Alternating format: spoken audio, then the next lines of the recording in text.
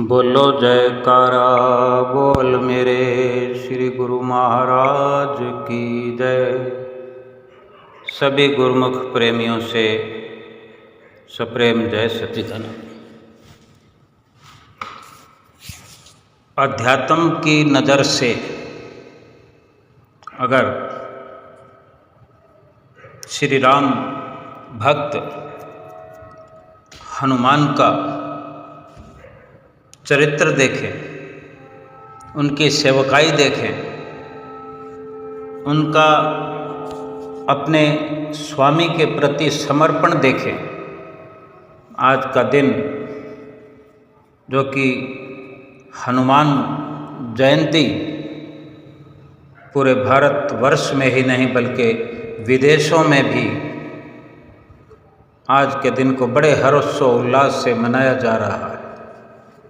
भारत के आध्यात्मिक और पौराणिक साहित्य में अनेक वीर धीर सशक्त दिव्य और चमत्कारी चरित्रों का वर्णन हुआ है। इनमें से अनेक चरित्रों की प्रतिदिन के जीवन में मनुष्य इष्ट मानकर पूजा अर्चना भी करता है, उनसे शक्ति और प्रेरणा भी ग्रहण करता है। उन्हीं में से बहुत ही प्रसिद्ध चरित्र है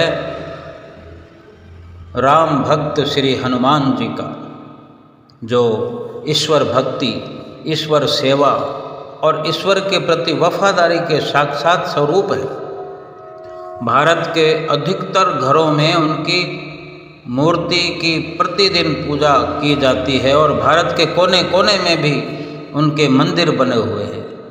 जन जन के दिलों में स्थान पाने वाले हनुमान जी की पूजा अर्चना करना उनके प्रति श्रद्धा का एक पहलू है, लेकिन उनके चारित्रिक गुणों से प्रेरणा लेनी चाहिए कि कैसा उनका चरित्र था, कैसा उनका जीवन था, कैसा अपने स्वामी के प्रति उनका समर्पण था। उनके गुणों को जीवन में आत्मसात करना सर्वथा दूसरा पहलू है। ऐसे महान चरित्र के चारित्रिक गुणों के प्रकाश से हम स्वयं को प्रकाशित कर सकते हैं। अवश्य हम आज हनुमान जयंती के दिन उनसे प्रेरित होकर के अपने सतगुरु के सेवक बनने की पूरी कोशिश करें। हनुमान जी का जन्म पूर्णमासी को माना गया है। पूर्णमासी 16 कलाओं से संपूर्णता और संपूर्ण प्रकाश का प्रतीक है। ऐसा प्रकाश जो केवल स्व के लिए नहीं है लेकिन संपूर्ण विश्व को प्रकाशित करने के लिए है। परमात्मा के साथ जिन आत्माओं को विश्व के उद्धार की सेवा करनी होती है, उनका जन्म सर्वजन हिताय सर्वजन सुखाय होता है। इसलिए पूर्णमासी के दिन के जन्म का रहस्य भी यही है कि उनका आत्मिक प्रकाश सारे संसार के लिए है। पौराणिक चरित्रों के नाम अपने अंदर अपने गुणों को समाहित किए हुए हैं। यूँ तो हनुमान जी के अनेक नाम हैं, परंतु सर्वाधिक प्रचलन में आया हुआ नाम, प्रचलित नाम हनुमान ही है। और हनुमान शब्द का अर्थ क्या है? हमारे श्री आनंदपुर दरबार के सबसे उत्तम और बड़े श्री ग्रंथ अमर ज्योति में हनुमान शब्द के भी अर्थ समझाए गए हैं और यही अर्थ यहाँ भी हम समझते हैं कि हनुमान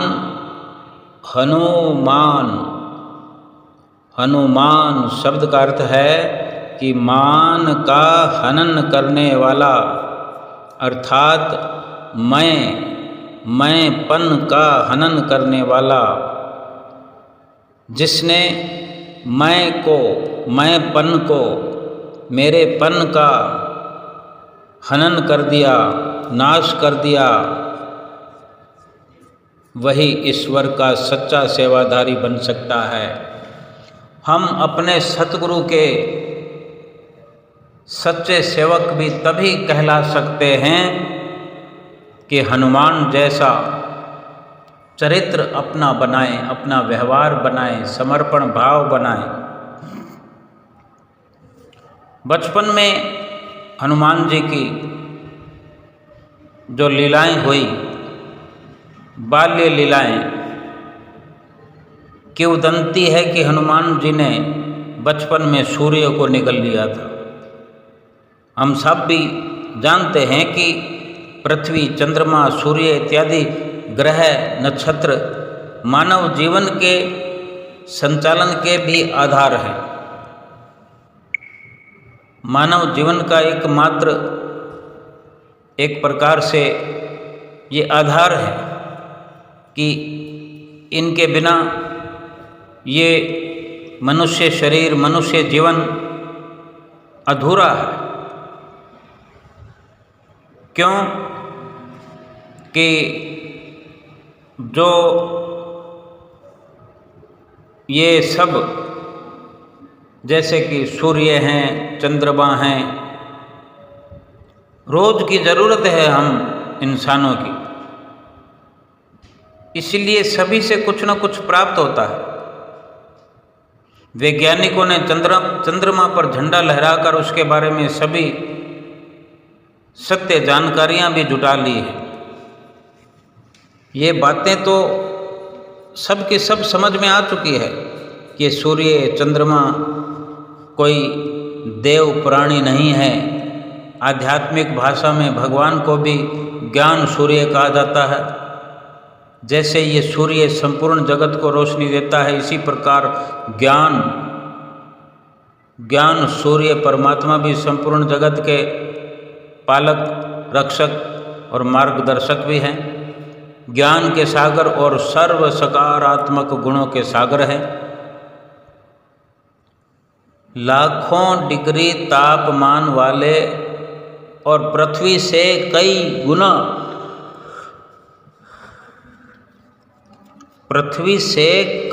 गुना बड़े आग के अंगारे को मुख में निगलने की बात नहीं, बल्कि आध्यात्मिक जीवन की शेषवावस्था में ही ज्ञान सूर्य परमपिता परमात्मा शिव के समस्त गुण, ज्ञान, शक्तियों को आत्मसात कर लेने की ये बात है।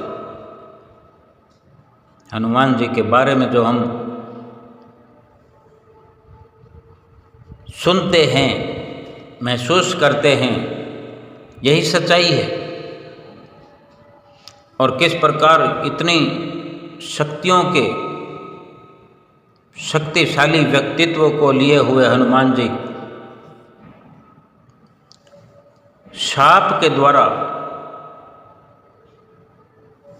इन सब शक्तियों को भूल जाते हैं। ज्ञान सूर्य परमात्मा के ज्ञान, गुण, शक्तियों को अपनी बुद्धि में समाहित करने वाले हनुमान जी अनेक आध्यात्मिक शक्तियों से सुसंपन्न रहे, लेकिन अपनी किसी भूल के कारण उन्हें ये शाप मिला कि समय आने पर वो शक्तियों को भूल जाएंगे। जब ज़रूरत होगी तो उन्हें अपनी शक्ति का भी बोध नहीं रहेगा और कुछ ऐसा नहीं कर पाएंगे। लेकिन कोई वक्त ऐसा आएगा, किसी के द्वारा याद दिलाए जाने पर वे शक्तियाँ फिर से जागृत हो उठेंगी। और फिर हम जानते हैं कि शाप देने का कार्य कोई श्रेष्ठ व्यक्ति नहीं कर सकता। शाप या बद्दुआ देने वाली तो माया है, कोई मायावी शक्ति हो सकती है। माया अर्थात 5 विकार और माया का राज्य तो द्वापर युग से शुरू होता है। इस युग के आते ही माया द्वारा शापित होकर ये श्रेष्ठ आत्मा अपनी शक्ति को विस्मृत कर देती है। लेकिन द्वापर और कलयुग के बाद जब संगम युग आता है और भगवान ब्रह्मा के तन में धरती पर अवतरित होते हैं, तो ऐसी श्रेष्ठ आत्मा ईश्वर का संग पाकर माया के शाप से मुक्त हो जाती है और उसे अपनी सारी आध्यात्मिक शक्तियों की स्मृति आ जाती है। जिसके बल से वो असंभव लगने वाली सेवाओं को भी ईश्वरीय सहायता से संभव कर पाती है। समुद्र लांघ कर सीता को खोजने का अर्थ भी यही है कि कलयुग के अंत में ईश्वर प्रेमी आत्माएं कई समुद्र पार करके भारत से बाहर भी रह रही होती है। भिन्न भाषा, भिन्न धर्म, भिन्न संस्कृति के चंगुल में फंसी ऐसी आत्माओं को ईश्वरीय संदेश देने के लिए समुद्र लांघ कर जाना एक बड़े साहस का कार्य है। हनुमान जी उसी साहस के प्रतीक हैं। परम पवित्र कहते हैं कि सीता की खोज में लगे हनुमान जी ने रावण के महल में सोई हुई स्त्रियों के मुखों को देखा तो उनके मन में विचार आया कि ऐसा गलत कार्य करके तू धर्म भ्रष्ट हो गया है। इस पर उन्हें समझाया कि तुमने ईश्वर की आज्ञा पालन के उद्देश्य से इन पर नज़र डाली है, न कि काम विकार या दूषित दृष्टि वृत्ति के कारण। पवित्रता की ऐसी मिसाल कहीं और मिलना दुर्लभ है। केवल स्थूल ही नहीं लेकिन अंदर की भावनाओं की पवित्रता के उच्च आदर्श के कारण हनुमान जी विशेष, माननीय, पूजनीय और सम्माननीय हैं। ऐसी अखंडता, पवित्रता का पालन करने वाला ही भगवान की बिछुड़ी आत्माओं को फिर भगवान से मिला सकता है। ईश्वरीय कृपा का पात्र कहा जाता है कि सेवा धर्म बड़ा ही कठिन है। सेवा धर्म निभाते निभाते व्यक्ति से यदि छोटी मोटी भूल हो भी जाए तो भगवान उसकी जिम्मेवारी ले लेते हैं और बहुत युक्ति से अपने सेवाधारी के अहम को समाप्त भी कर देते हैं। रामेश्वरम में शिवलिंग की स्थापना के समय हनुमान जी को जो थोड़ा बहुत अहम था वो भी भगवान ने उखाड़ दिया और वो आत्मा सचमुच अपने नाम के अनुरूप मान शान से परे, मान को जीतने वाली हनुमान बन गई। हनुमान जी के चरित्रों के लहराते हुए सागर में से कुछ अमृत बूंदों को ही हम यहाँ लाए हैं। क्या किसी का पूरा जीवन चित्र किसी किताब में नहीं उकेरा जा सकता, नहीं वर्णित किया जा सकता, नहीं लिखा जा सकता। कुछ चंद संदेश ही हम बोलचाल की भाषा में वर्णन कर सकते हैं। ऐसी शख्सियत के इस प्रकार गुणों का वर्णन करना एक प्रकार से सागर से कुछ बूंदों को निकाल कर ही लेखनीबद्ध किया जा सकता है, वही हम अपनी जुबान से वर्णन करने का प्रयास करते हैं। इष्ट का उज्जवल चरित्र ही साधकों के जीवन को इतर समान खुशबूदार और गुणवान बनाता है। आत्मा अमर है और उसके द्वारा किए जाने वाले महान चरित्र भी चिरंजीव रहते हैं। वर्तमान समय वही युग परिवर्तन की वेला है। भगवान रावण के चंगुल में फंसी आत्मा रूपी सीताओं की खोज में धरती पर अवतरित हो चुके हैं। ऐसे समय हनुमान की तरह त्याग, तपस्या और सेवा को, जो सच्ची सेवा को जीवन में धारण करके ईश्वरीय सेवा में मददगार बनने वाली आत्माओं का भगवान आह्वान कर रहे हैं। संसार की आत्माएं तो हनुमान जी को अष्ट सिद्धि और नवनिधि की पूर्ति की कामना हेतु स्वार्थवश याद करती हैं, लेकिन वक़्त की मांग है कि हम समय की नाजुकता को पहचान कर हनुमान जी से याचना करने की बजाय उन जैसे गुणों को धारण करके उन जैसा बनने की, उन जैसा चरित्र बनाने की और अनेक अनेक याचक आत्माओं की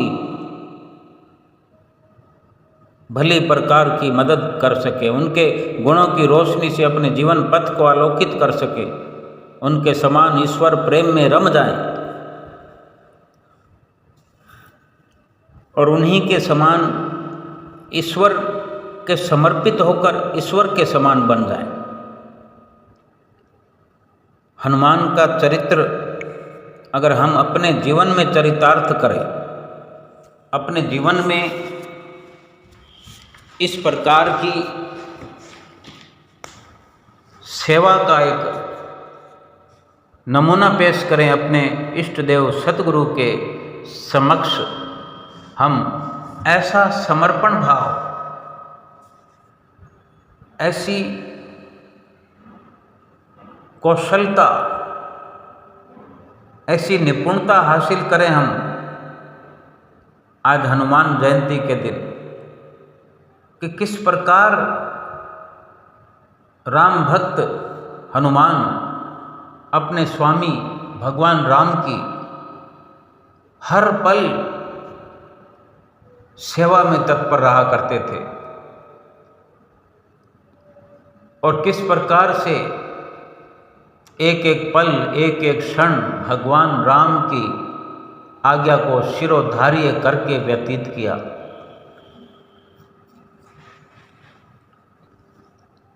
इस प्रकार कोई भी कार्य हनुमान के लिए बड़ा या छोटा नहीं रहा, हर कार्य को भगवान श्री राम के निमित्त करके ही हनुमान जी ने किया। हर कार्य में केवल अपने को निमित्त बनाकर और अपने स्वामी की मौज और स्वामी का अपने पर हर वक्त वृद्ध हस्त महसूस करते हुए कि भगवान श्री राम का हाथ मेरे शीश पर है, मैं कौन करने कराने वाला हूँ। कितनी विचारों की ये सुंदरता, ये शुद्धता अपने स्वामी से हर पल सेवक प्रसन्नता प्राप्त करते रहता है। जो भगवान श्री राम की प्रसन्नता भक्त हनुमान जी पर उतरती रही, क्या हमारे जीवन में भी ऐसा हो सकता है? हम विचार करें, क्या ऐसी शुद्धता हम अपने भीतर लाने में कामयाब हो सकते हैं? हम चाहें तो वो सब का सब लाभ हम प्राप्त कर सकते हैं और ऐसी सारी शुद्धता, विमलता, कोमलता, नम्रता हम धारण कर सकते हैं। हमें केवल और केवल अपने इष्ट देव सतगुरु देव महाराज जी से सच्चा हार्दिक प्रेम हो जाए, सच्ची लगन लग जाए, हम हनुमान बन जाएं। हनुमान का चरित्र अपनाने से हर कोई हनुमान का रूप धारण कर सकता है। बाहर से कोई मायने नहीं रखता, लेकिन एक आध्यात्मिकता की नज़र से, आध्यात्मिकता के नज़रिए से देखें तो अपने भीतर की जो सूक्ष्मता है, यानी जो विचारधारा है, जो अपना भाव है, समर्पण भाव है सतगुरु के प्रति, ये सब सजग होकर के हम शुद्ध आचरण करके हम हनुमान का जीवन बनाएं और हमारे सतगुरु स्वयं मर्यादा पुरुषोत्तम राम ही इस धराधाम पर सतगुरु के रूप में अवतरित हुए हैं और हमें कटार्थ कर रहे हैं। और ये जो माता सीता का जो दृष्टांत हमने सुना पड़ा कि किस प्रकार भगवान श्री रामचंद्र जी महाराज जी की पत्नी माता सीता को रावण रूपी दुराचारी मन अपनी कैद में उठाकर ले गया। ये इस युग में जो हम जीवों की सुरति है, ये सुरती जो है मन रूपी रावण की कैद में आई हुई है और सतगुरु ही वही त्रेता के राम और द्वापर के श्री कृष्ण कन्हई हैं और हमारी इस सुरती रूपी सीता को मन रूपी रावण की कैद से छुड़ाने के लिए भगवान श्री राम भगवान श्री कृष्ण ने इस मृत्यु लोक में सतगुरु के रूप में अवतार धारण किया है।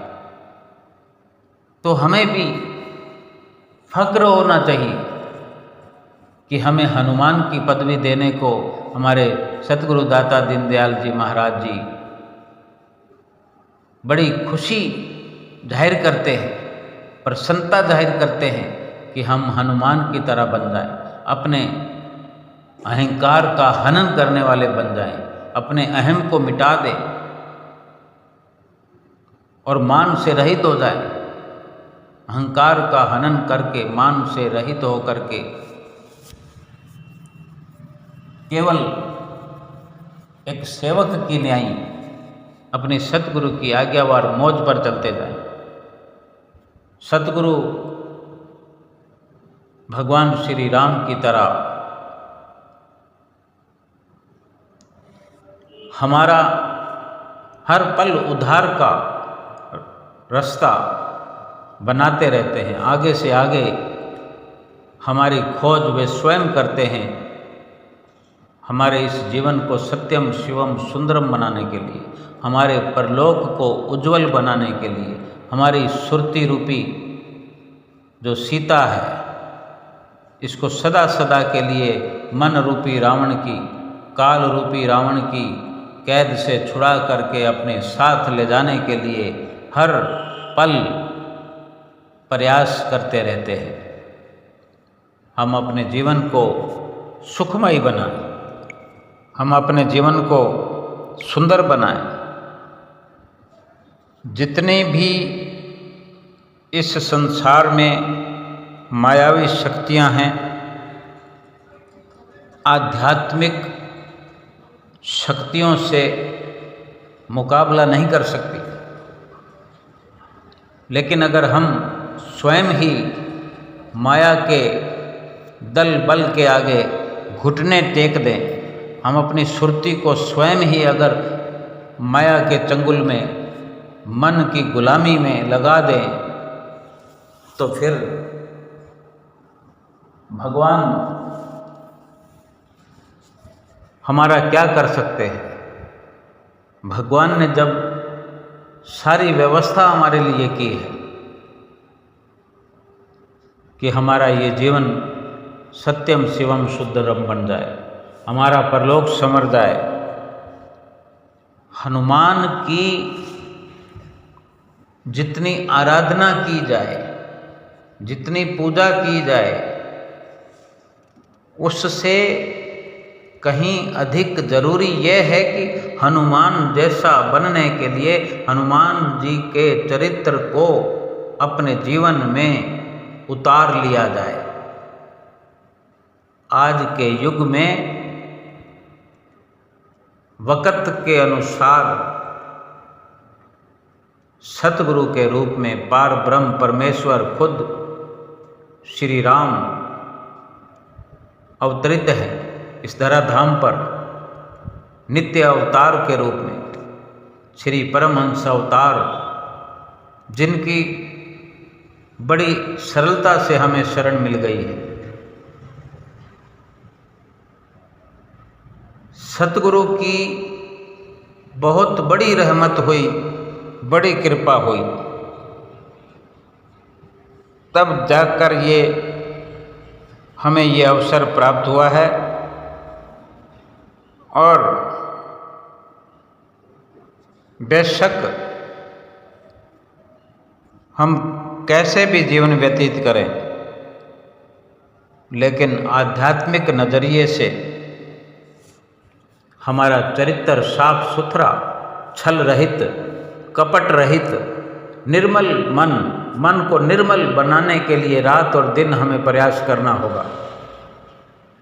क्योंकि भगवान श्री राम को निर्मल चरित्र वाला, निर्मल मन वाला, छल कपट से रहित इंसान ही, भक्त ही, और भक्त भी ऐसे जो छल कपट से रहित हों, वही उन्हें सबसे अधिक प्यारे हैं। भगवान श्री रामचंद्र जी महाराज जी ने स्वयं अपनी मुख रचना से वचन किए, निर्मल मन जन सोई मोहि पावा, मोहे कपट छल छिदर न भावा।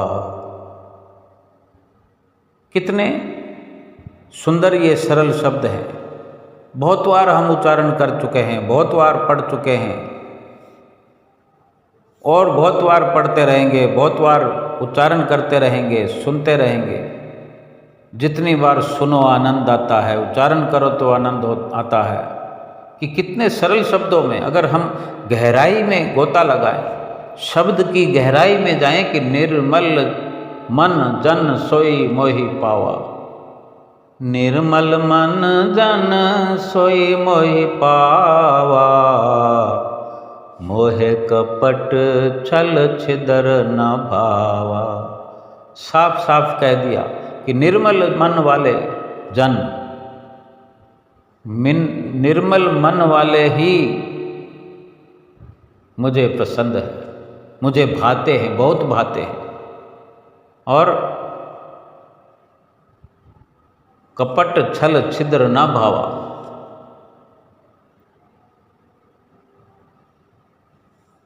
जब इतनी सरलता से फरमान हो रहा है कि मुझे छल कपट करने वाले पसंद नहीं हैं, केवल साफ सुथरे आचरण वाले, साफ मन वाले,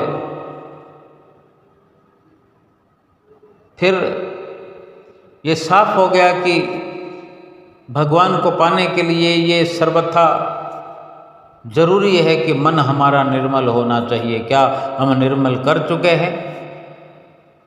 तो अगर हनुमान का चरित्र हम अपना लें, कैसा निर्मल मन था हनुमान का।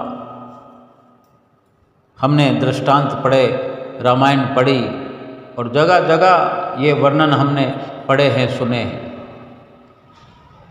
कि भगवान रामचंद्र जी महाराज ने और माता सीता ने जो हीरे और मोतियों की माला दी तो उसको भी तुच्छ समझकर तोड़ने लगे और पूछने पर बताया कि इसलिए तोड़ रहा हूँ, देख रहा हूँ तोड़ तोड़ करके कहीं इनके भीतर मेरे भगवान श्री राम का नाम है।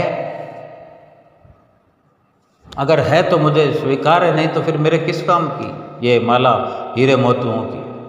आज अगर चंद सिक्के हमें कोई देता है तो हम झूठ बोल देते हैं, चंद सिक्के देता है उसके पक्ष में हो जाते हैं।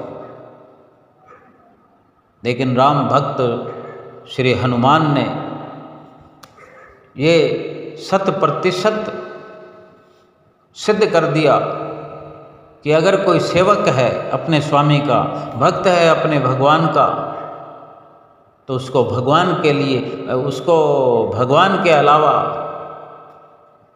कुछ और अच्छा नहीं लगना चाहिए। हर शय में वो अपने भगवान को देखे, अपने सतगुरु को देखे, अपने स्वामी को देखे। हर स्थिति में, कण कण में अपने स्वामी को ही देखे। ये है सेवक भाव। आज कोने कोने में दुनिया राम भक्त हनुमान की पूजा अर्चना कर रही है। जगह जगह मंदिर बने हुए हैं। रोज सुबह शाम राम भक्त हनुमान की आरती गाई जाती है। फक्र से हाथ उठाकर जयकारे लगाते हैं। ये सेवक चरित्र है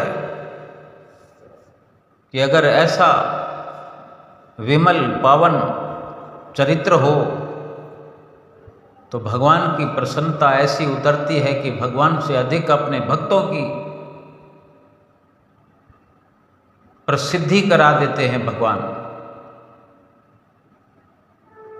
भगवान स्वयं अपने यश से भी अपने सेवक का रुतबा, उसका यश ऊंचा कर देते हैं।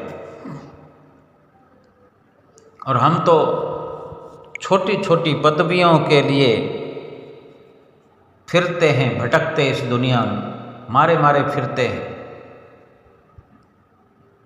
दिन में कितनी चापलूसियाँ करते हैं, कितने झूठ बोलते हैं, कितने छल करते हैं, कितने कपट करते हैं कि अगर कोई पदवी मिल जाए,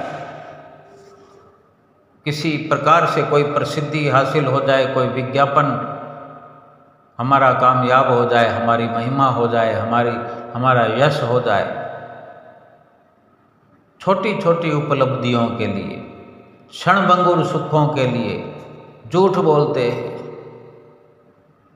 छल कपट करते हैं। और भगवान स्वयं कहते हैं कि मुझे छल कपट वाला प्राणी अच्छा ही नहीं लगता।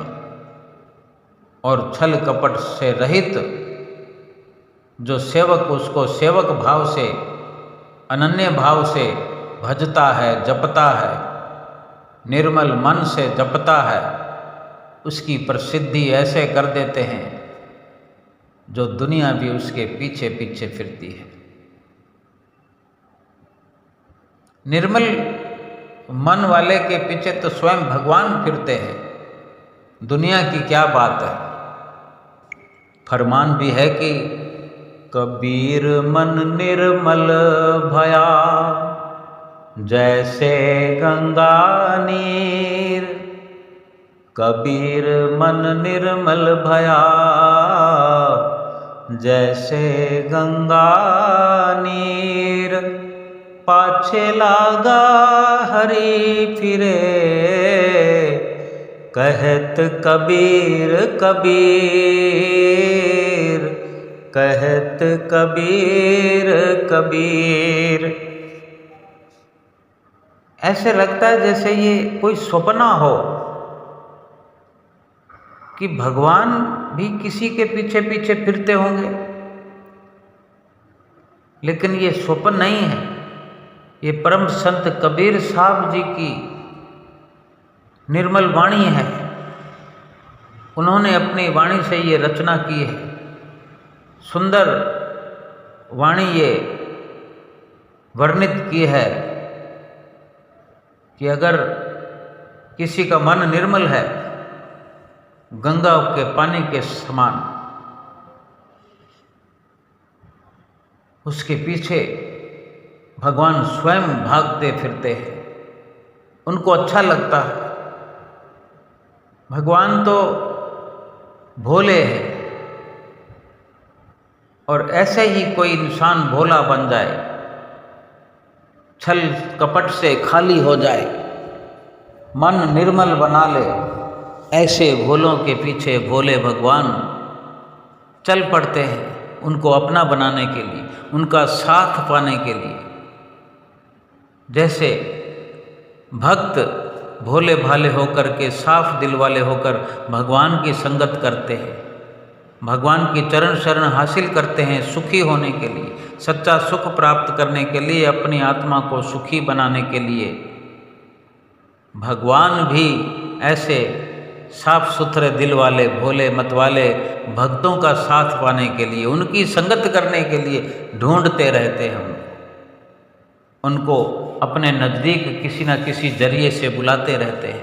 आज हम स्वयं देखते हैं श्री आनंदपुर दरबार की रचना कि आए दिन श्री गुरु महाराज जी कोई ना कोई मेला लगाए रहते हैं, कोई पर्व, कोई मेला, कभी किसी प्रकार की लीला, कभी कैसी प्रकार की लीला अपने भक्तों के आगे, अपने सेवकों के आगे करते रहते हैं। और हमने हजारों बार अपने सतगुरु को, अपने सेवकों को खुश देख करके, सेवकों को हंसा हंसा करके स्वयं भी मुस्कुराते हुए जो हम देखते हैं, उनको किस प्रकार वो मुस्कुरा रहे होते हैं, ऐसा लगता है जैसे वो भी अपनी शुद्ध बुद्ध खो बैठे हैं। इधर भक्त कि भीतर ऐसा लगता है कि सब कुछ खो दिया है, आपा खो दिया है,